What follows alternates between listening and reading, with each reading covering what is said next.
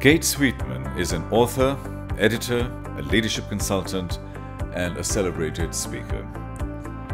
She is the founding principal and chief talent officer at her company. Kate worked as an editor at the Harvard Business Review and currently working at MIT's Legatum Center for Development and Entrepreneurship. She was also an advisor at Yale University for Women's Leadership Initiative.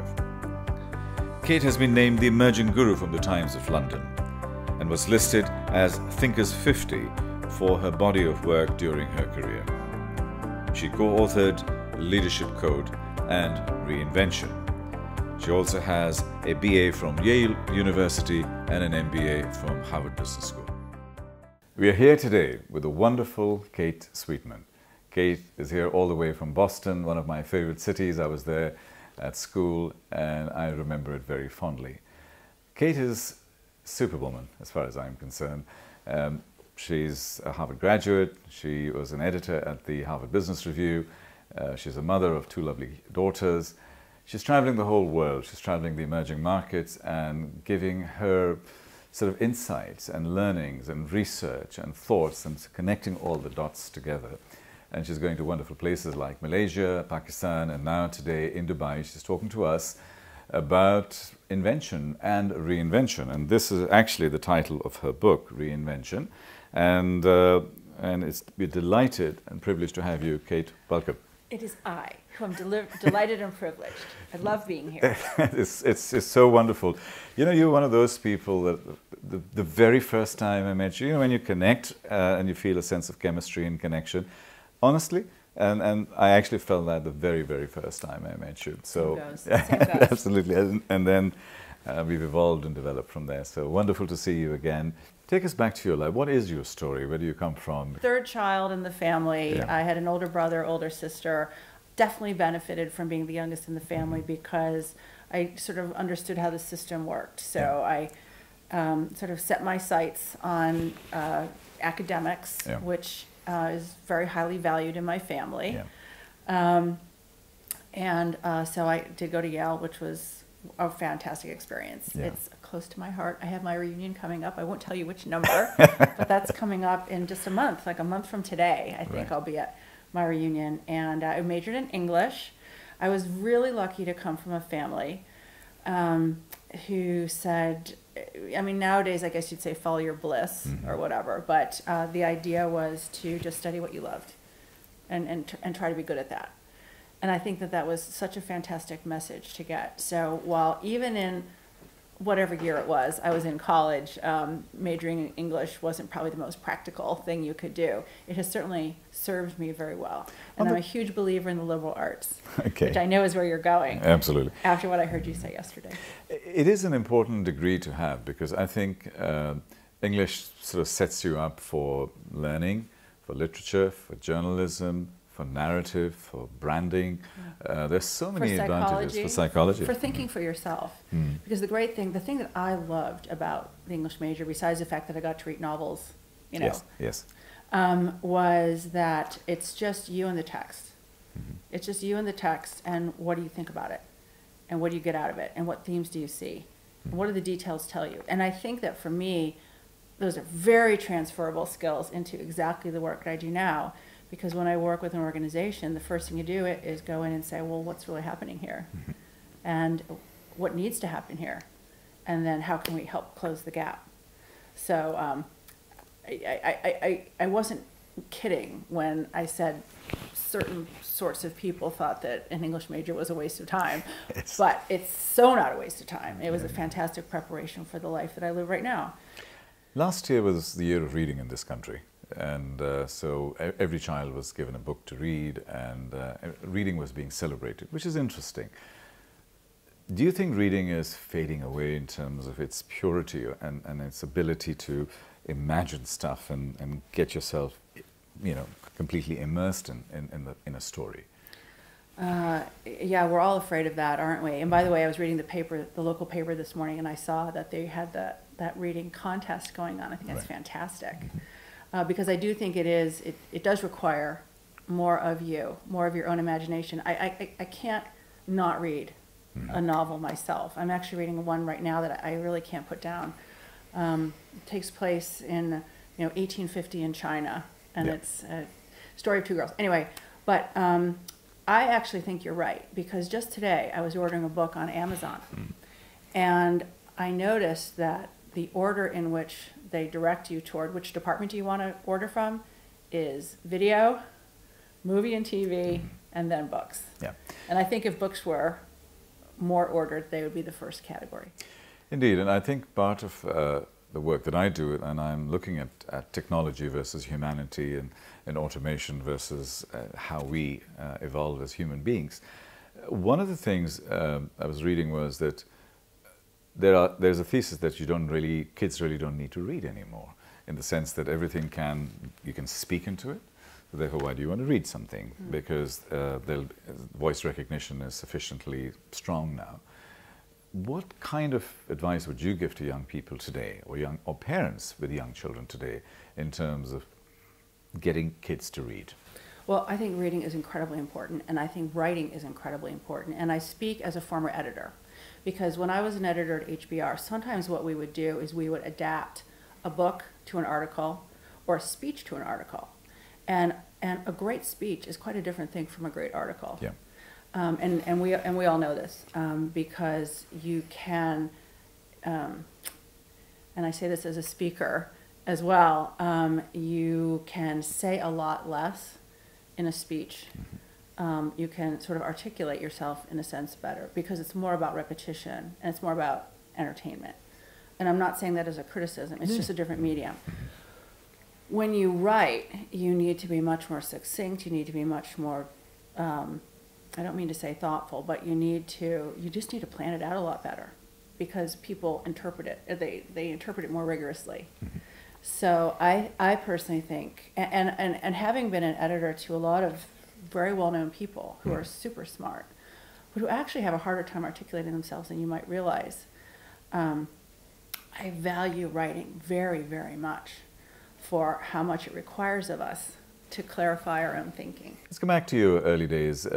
Any moments of inspiration, any memories from your young days, a father or a teacher or a mother who said something to you that helped you define yourself? I think there have been a lot of people, who have had a huge impact on me. I mean, of course, my parents, who are, had very different styles, and in a way different messages, but both helped me tremendously in their own ways. I was just talking about my mother the other day with somebody, and I think, she did a lot of things that, great moms do. One of which was she sort of helped me pass my own anxiety around, doing a good job, for example. Some people fall into the trap of wanting to be perfectionists, which I actually don't, but I still want to do a good job. And my mother said something to me that I always carried with me, and I take it to my own children, and I think it helps me a lot every single day, which is, you can only do the best you can do in this moment, right? That's good. That's great advice. You can only do the best, and I think that takes a lot of pressure off. Yeah. But I think for my dad, he was a really creative guy, actually, but also very logical at the same time. He really had that, both sides, and so he was my tutor in my trigonometry class. I'll never forget this. And whenever I feel like, okay, I need to calm down, get organized, and more logical, I can just, I re-see that kitchen table that I sat with him at, to do that. So I know that. But I had some really terrific teachers, my guidance counselor. I came from a very supportive place. You're very lucky. You're very fortunate. I'm very fortunate. So moving forward from your school days, getting into business, what was your first job? Oh, I had a terrible job. Okay. Really terrible. I made some very bad decisions, but to my credit, I would keep moving. Okay. So I was certainly willing to recognize a mistake. So I don't want to name names, but I don't know what possessed me. But I took this really dumb job right out of college. I think I felt I needed a job out of college. Yeah. I didn't want to not have one. And actually, I was coming from a place of fear. I was afraid to go into publishing because I thought, oh gosh, if I don't like it, then where I go? So I wanted to sort of start in this other place, and that would be like my fallback. I don't know, it's crazy. I'm not saying it made sense, but it was the 80s. You know, everybody was going to business school, and so anyway, I took this marketing job, and it was with a terrible company in a dying industry. It was such a bad idea, and as soon as I got in, I wanted to get out. But I'll tell you, it was actually a good experience in the sense that, you know, again, our business is Reinvention, right? And so I took a job at the textile industries in the 1980s, a dying industry, right? And I was surrounded by all these middle-aged men, you know, at the time, who were all watching their life's work become less and less relevant, and who were very, very afraid. And for good reason, because they had very antiquated systems. They really couldn't compete, and Asia was taking away their business. So I've lived, this Reinvention thing is not new. And I've been at the epicenter of a very sad story. And so I can empathize very much empathize with what people face when they see this world changing all around them and they really don't know what to do. And in their case, they were just hoping they could retire. Like, can this thing last? Can this thing last long enough so that I can retire from here? Yeah. So, so I had a terrible job. And then I sort of bailed out of that into a kind of another bad job. Then I thought, oh, no, I'll go to law school. So I took a job as a paralegal. And then I was like, okay, then I'm never going to law school after that. And then I got a terrific job. So I had 4 jobs in 4 years. Right. 4 jobs in 4 years. So, you know, bing, bang, bong, just trying to try new things. And finally I said, you know what, I will do this business thing. I better go to graduate school. So that's when I applied. I applied to 3 schools and ended up going to Harvard. And that ended up being a really good choice. So for anyone out there who doesn't know what they want to do, very few people do, and you just got to keep looking. It's interesting you're saying that, because I think a lot of, and this is much more of a modern thing where people are tinkering and trying and I was the first millennial. I actually think I was the first millennial. I was just born in the wrong era, but you know, very much about self-actualization, very much about keeping moving, very much about finding your passion, your thing. And I don't know why I felt the freedom to do that, except maybe in effect, I kind of was taught that by, you know, my parents, who said, do what you love. So how did you end up with Harvard Business Review? So, well, I went to Harvard Business School, and I stayed for an extra year as a research associate, which was really great. I love doing research, and I love kind of getting the inside story. And the Harvard methodology, as you may know, is the case method. Yeah. So you're not doing, you know, it's not big data. It's stories. It's storytelling. So you see how the English thing starts to play in. Yeah. So I just had a very cool job where you go in and you interview people and you find out their story and put it together in a compelling way. So that was a lot of fun. And then I went from there to working for a consulting firm that, as we said, converts strategy into action. I didn't even know it was HR, actually. I was converting strategy into action. So we had so I'm giving you some backstory here. Yeah. So we basically worked with the Fortune 200. So Johnson & Johnson, Bristol Myers Squibb, you know, the Titans, British Petroleum, Chase Manhattan Bank. I mean, all these guys. And so it was a tremendous training ground. And it was back in the day when they used externals to do proper needs assessment. So we would go in and just interview 60, 70 people and get the story and figure out. It was great. I mean, it was a lot of work, but it was such a tremendous learning ground. And I did that for about, and then I would write cases and we would develop the programs and do the leadership. But it was really, I was on the road a lot. You know, I was on the road a lot, and so I was just very fortunate to hear about an opening at Harvard Business Review, and I went in and interviewed for it, and they make you do a lot of free editing to see if you're any good, and fortunately I passed, and so I was incredibly lucky. I got the job as the editor on the leadership area. I mean, it was incredible. You must have met all sorts of wonderful people while you're doing that. I did. I had fantastic. I worked with Ron Heifetz. I worked with Jim Collins. I worked with Dave Ulrich. I mean, I just worked with tremendous people, and it was a great learning ground, and it was actually a great confidence booster, because I was really able to, you know, be of service, you know, in a meaningful way with these people who are, you know, stars. So in this, so while you were looking at leadership with all of these amazing leaders, and you mentioned Dave Ulrich, who I've worked with, they are great leaders. What kind of attributes, leadership attributes, did you find that were consistent and constantly coming out, whatever the kind of case studies you were working on? Yeah, well, I guess I would fast forward to the book that I ended up writing with Dave Ulrich. But I also have to give a huge nod to Ron Heifetz, because I love his work on adaptive leadership. And I think that it's very, very relevant to this reinvention work, because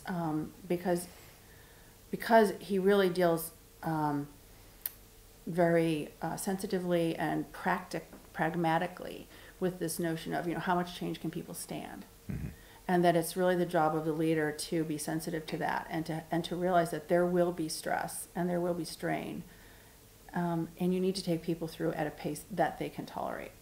So I think that I mean, that to me is very, very important, and I've seen over and over and over in my consulting work how important having an ability to calibrate that really is. It's interesting you're saying that, because now with the kind of Moore's law and exponential growth, and the growth curve is so steep, how does that fit in with allowing people to have their pace? Because I don't think there's any facility left for that. Well, that's interesting, because I just came from, I haven't even talked to you about this, but I had to leave early a pilot program that we were doing in Samui in order to be here for NACIBA. And it's actually around personal reinvention. And the question is, how can you boost your resilience? How can you quickly get yourself into a place that you can shapeshift without losing, without becoming exhausted, or just losing, you know, all ability to cope? So we were experimenting a lot with different ways of looking at how to boost, you know, sort of centeredness and mindfulness. We worked with a free diving master on that. We worked with an energy healer who was, you know, how to sort of address your issues in an extremely quick way. So our personal reinvention workshop is really helping people to understand very quickly, you know, how to get from dissatisfaction to a proper path, and then what they need to create around themselves so they can succeed. Get to execution. Tell us, I hope that was helpful. That was actually, and I think contextually it helps a lot in terms of how you can start bridging things, because I'm a great believer in looking at alternative methods as opposed to just, because I grew up on grit and hard work. You know, you can just push through and just, but I think now a lot of mindfulness and meditation and healing and learning, all of those elements are an integral part of our growth. And I think those are the things I've started adopting. Sometimes not that successfully, but I started adopting. We should really try free diving. Okay. Because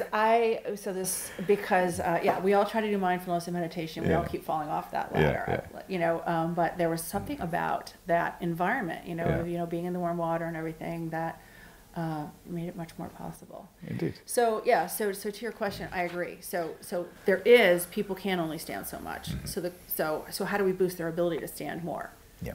And so that's part of what we're experimenting with in our work. And I think with ourselves and with other people, how can we help people to not mind, in effect, to disconnect from worrying about, I'm not doing today what I did yesterday. I'm not hanging around with the same people. I'm not doing the same thing. I'm going into a new place. I don't really know what I'm doing, but I can find in myself the confidence to go forward. So what is that element inside you which builds confidence? Because your earlier jobs were based around being scared of not having a job or not the right job, so you moved fast and tried out a lot of things. What do we need to build inside us as an average person out there?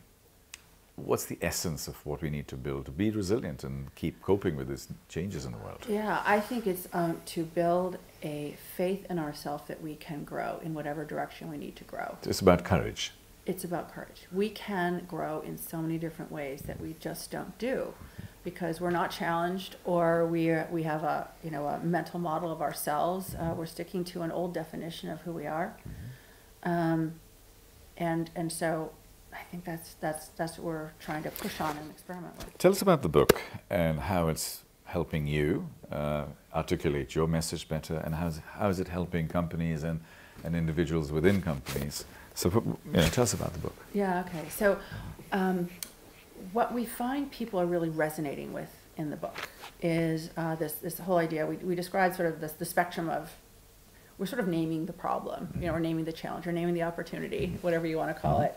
The spectrum of change that's somewhat foreseeable, that we can help prepare ourselves for, which is where you hope to be, right? And then the change that's just boom, that takes you over. And we use some metaphors to get at that people really identify with, I think.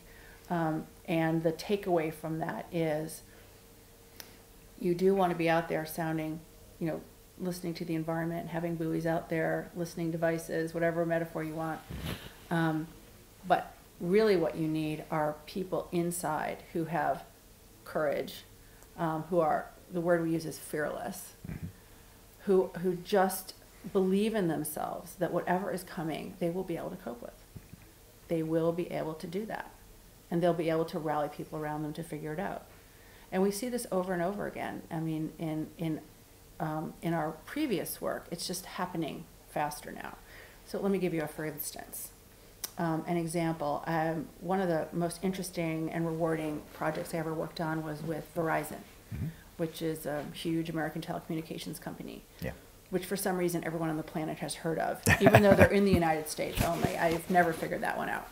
And they are the merger of Bell Atlantic and GTE. And when they came together in 2000,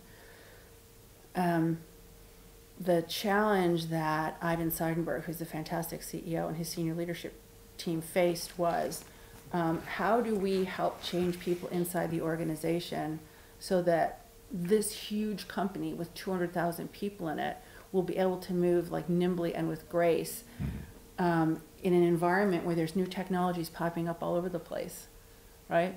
And the whole reason why we have these baby bells is because there's technology changes and new things happening. And so what they needed to do was to create a cadre, a whole population of people who no longer looked up for the boss to tell them what to do, which is how they'd been raised, which in fact is why they'd gone to work for AT&T, right? But who in fact instead looked out and saw things, either a customer need or a new technology, and would bring that back inside and would alert people and would form teams. And it was a completely different way of learning. How do you get people who will, who will own that and bring it inside the organization? And in fact, when we went in to do our work with them, we were used to working more with the senior leadership and the director level, and they said, well, we want to work with you, but we actually want you to work with the frontline workers and their supervisors. And I was like, oh my God, okay, not frontline workers, but the supervisors and the people above them. We said, why would that be? And they said, because they're the most important people in this organization. Because they're the ones who are actually encountering all the stuff that we need to know about. And so what you need to do is help them to realize that they all need to be leaders. They all need to be leaders. It's not about us telling them what to do. It's about them being the sensing organisms out there who will bring things in and then figure out how to make it happen. So, so that's very exciting. And they needed to be somewhat fearless. They needed to make mistakes. They needed to take on entirely new behaviors. They needed to conceive of themselves differently.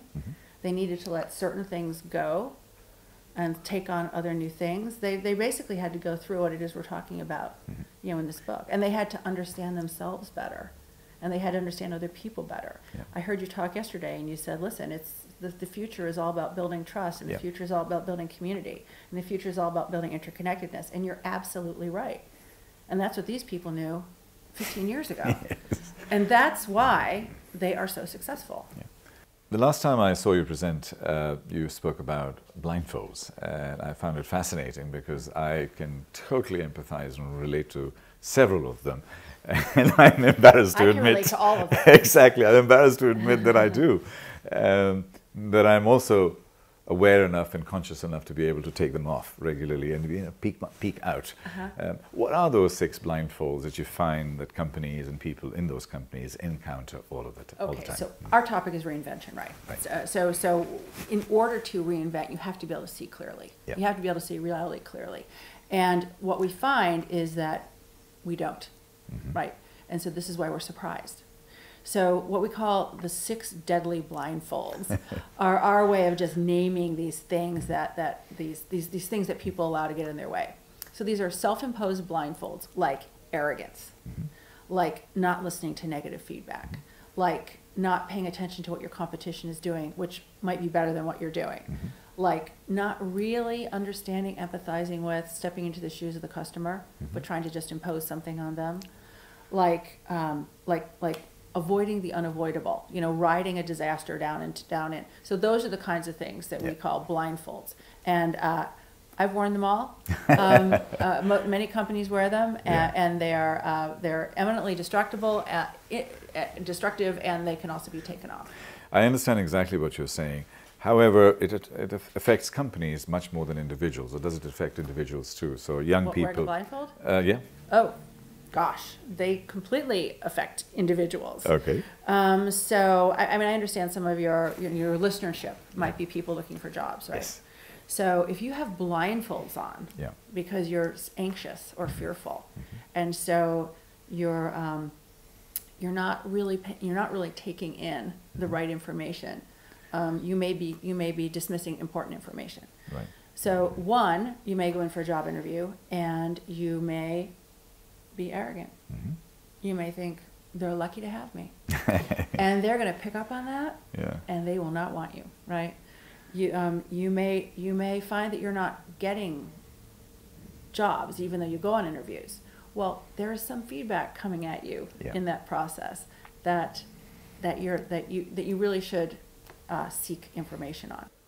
If you were to hire somebody, what sort of 2 or 3 attributes would you be looking for? Would you be looking for degrees and masses of qualifications, or what else would you be looking for? That's a great question, because I don't think it's all about your degrees and masses of qualifications. I think it's much more around your energy and your intention, and what can you do with it, and do you have a certain amount of the skill set to make that happen. But over and over and over again, we see people who I think I've heard you say, hide behind their skill set or hide behind their resume, which can make them think they're better than they are. Oh, the phrase I use is trying to hide behind your finger. You actually can't, because yes, you have a big fat degree, but that's just not enough. And especially in the new world where learning and courage and trust and all of those elements coming in are far, far more important. Yeah, I mean, I've had the privilege of going to Yale and Harvard, so I could say that makes me pretty fabulous. But I also realize there's 7.5 billion people on this planet, and it's impossible to think that those schools have captured all the smart people in the world. There's way more smart people, way more motivated people, way more talented people, energetic, creative, good-hearted people in this world than go to any of the specific schools that might spring to mind. So I think what we're really looking for are people who want to succeed, and they've got a certain amount of brain power, a certain amount of skill power, but they've got a lot of heart and a lot of courage, or fearlessness. Absolutely.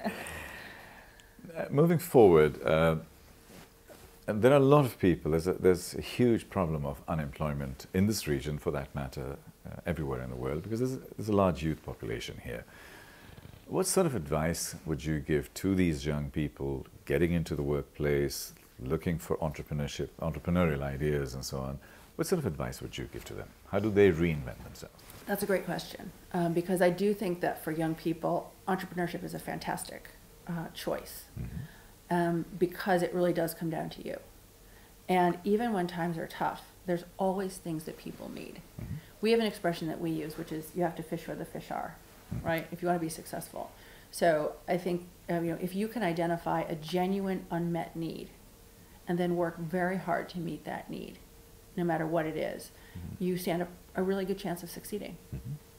The world is getting into automation, into robotics, and so on. So it's exacerbating this issue of potential future joblessness. Firstly, what is your thesis on that? And secondly, what is your advice for people who need to prepare themselves over the next 5 to 10 years with all of these new changes coming in? Yeah, well, first of all, I do hope that governments and leaders are really wise about how this robotics and automation takes hold. You know, in the United States where I live, there's 50,000 truckers who could be without a job. Absolutely. And I think as a society, we really need to say, what choice do we want to make here? Is this a good choice that we're making? What about learning different things? Because, you know, when we move from a horse car to a car, when we move from calculators to computers, when we move from hardware to software, we always thought the world will be different and we will have a massive jobless environment. But we always found a way to do, you know, we found a way out of that. I dare say we will find a way out from this too. The only difference, in my opinion, as far as the current world is concerned, is the speed of change. That's the only shift. Change has always been there. So I think governments are probably too slow. It probably needs the private sector to respond. And it needs the individual to respond far more than governments, because they just won't be able to, they'll be behind the curve every single time. And that's sort of... I mean, I don't know. I mean, I would imagine that you'd have, or there would be, and again, I'm not advocating, you know, huge big government interventions, but to that point, I can't imagine that you can put a driverless car on the road or a driverless truck on the road without having some kind of government, you know, intervention there. So, or, you know, or support or lack thereof. So I would think so. But, you know, I mean, look, there's all sorts of jobs that are not going to be automatable. Correct. So I think, you know, and people would characterize those as the creative jobs, the super creative jobs, the interpersonal jobs, the physical therapist, the therapist, the dog trainer, you know, you know, all, I saw that on your list. You know, but I mean, you know, these lists are being made. And so I think that as a young person, you know, good grief, I mean, why would you go become a bank teller? You know, why would you go become a travel, you know, agent? Why would you go do something that is clearly going to be automated? Right? So, you know, be smart. I mean, realize that the kinds of jobs that are going to be there are the ones that have much, much, much more human touch. But you know, I would actually say, you know, even HR jobs, which are much more around how do we manage our people, and maybe they'll become how do we integrate our people in our technology. Those are the kinds of jobs that are going to be okay. Kate, you seem like a person who's come from a wonderfully gifted environment. Your parents were wonderful. You went to the best schools in the world. You worked for some of the most amazing companies in the world. Now you're traveling the world as a big consultant and author and everything. Have you ever encountered failure? Every day. Tell us every day. You don't seem like it. You're Superwoman. I can see the blue cape flying behind you. Not true. You're my biggest fan. Thank you for that. No, just last week I flamed out. I mean, I did a really terrible job. You know, I have a process I have to go through, sort of a mental preparation before I get up and give a talk. And last week I was somewhere, and for a variety of reasons, I didn't do that, and I did a terrible job.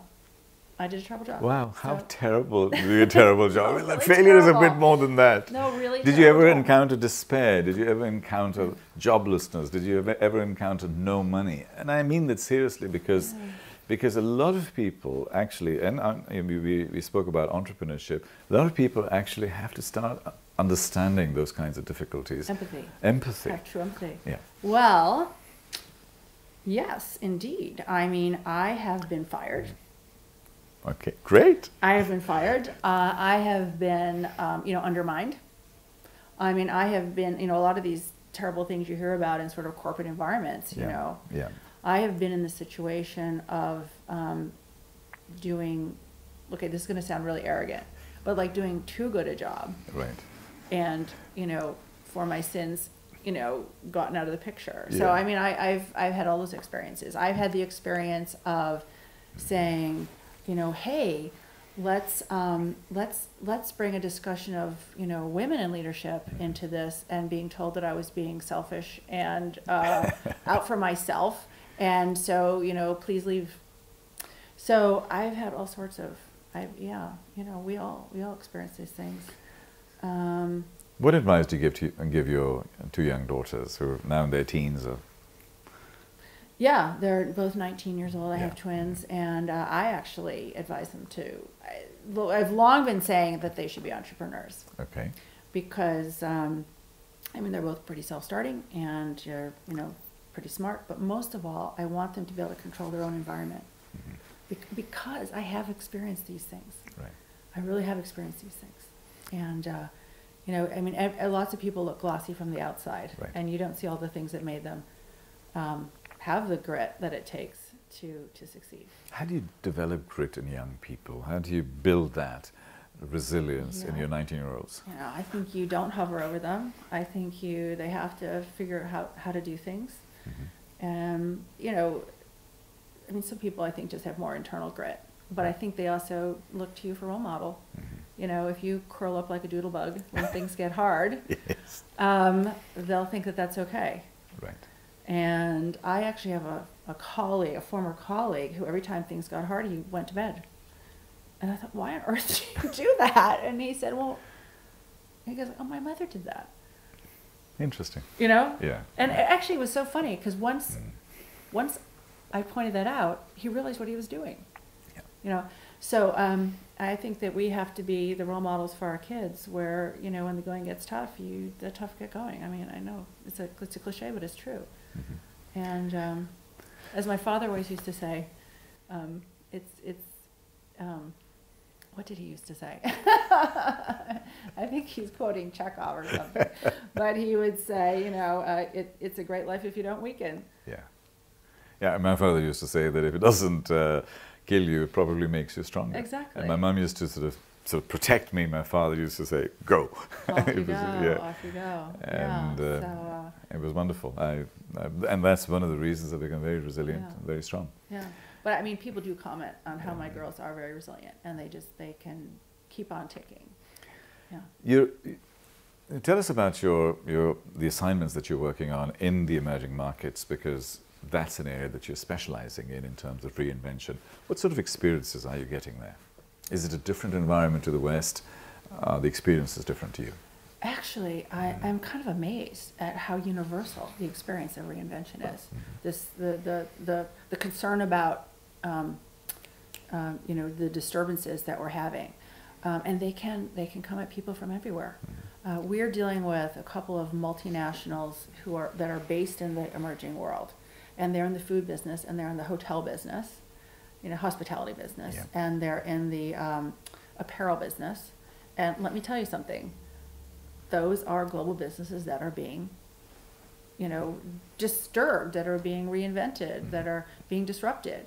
And, you know, they're just as worried as anybody else is about, you know, who's going to come up with some new form. Is it going to be a different taste? Is it going to be a different delivery? Mm-hmm. Is it going to be a different way of cooking things? Is it going to be somehow meeting the needs of this demographic? Mm-hmm. I mean, they're just about as worried about it as anybody else. Are you living a perfect life in your own eyes at the moment? Indeed not. Why not? Because you have, the world's your oyster, you could do exactly what you want to do. Why aren't you? Well, because I can't do exactly what I want to do, because like everybody else, I'm trying to build a business. Okay. Right? And when you're trying to build a business, you have to work very hard. You have to make sacrifices.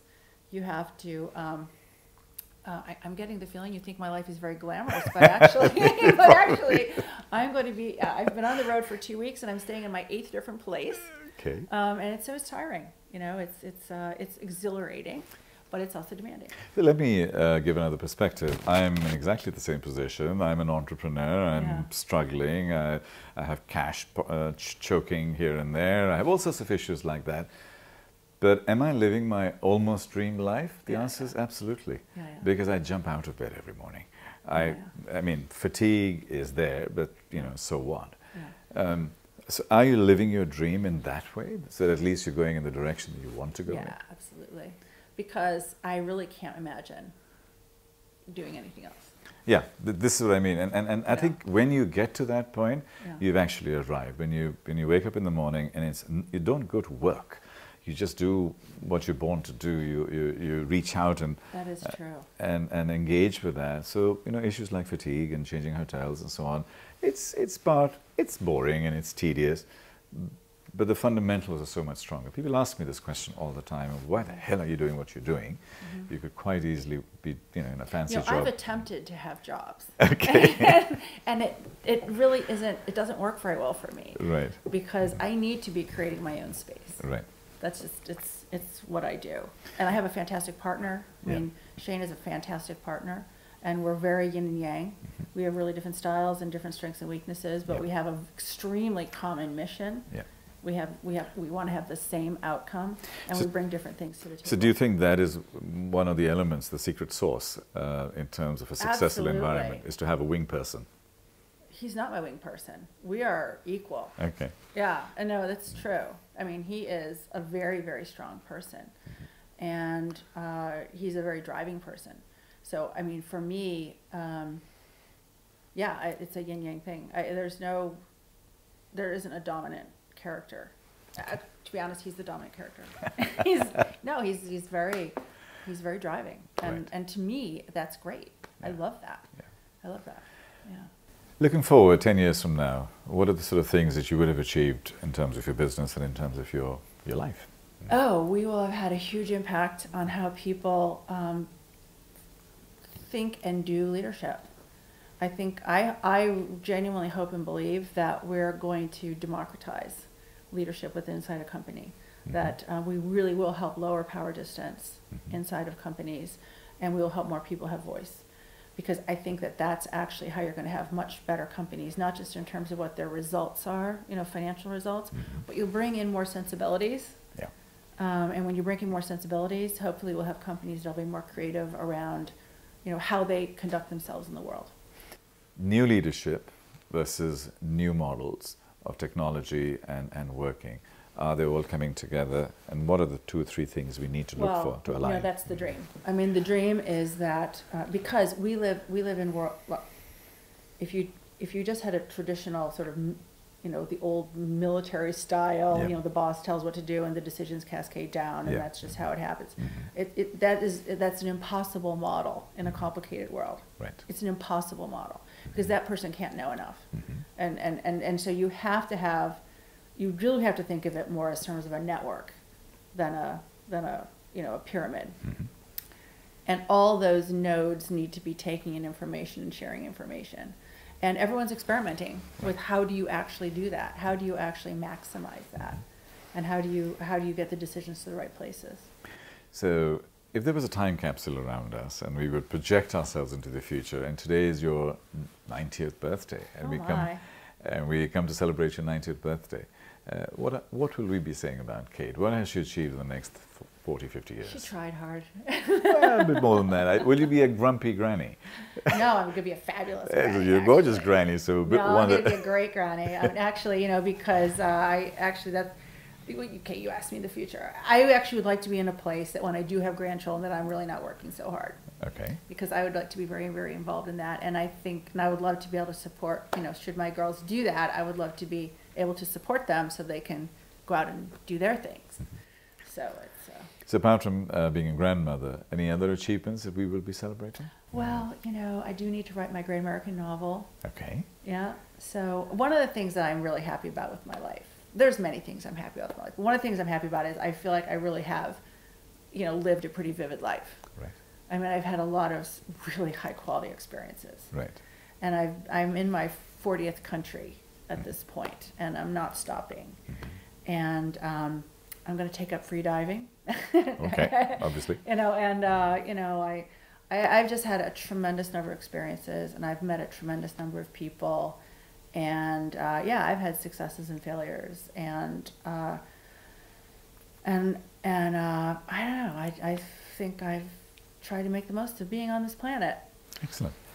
Kate, love your story, love your energy, love the way you engage with the whole world, and you're traveling, and you're Wonder Woman. As I started this whole question, this whole thing, So not. and humble with it, which is even better. That makes truthful.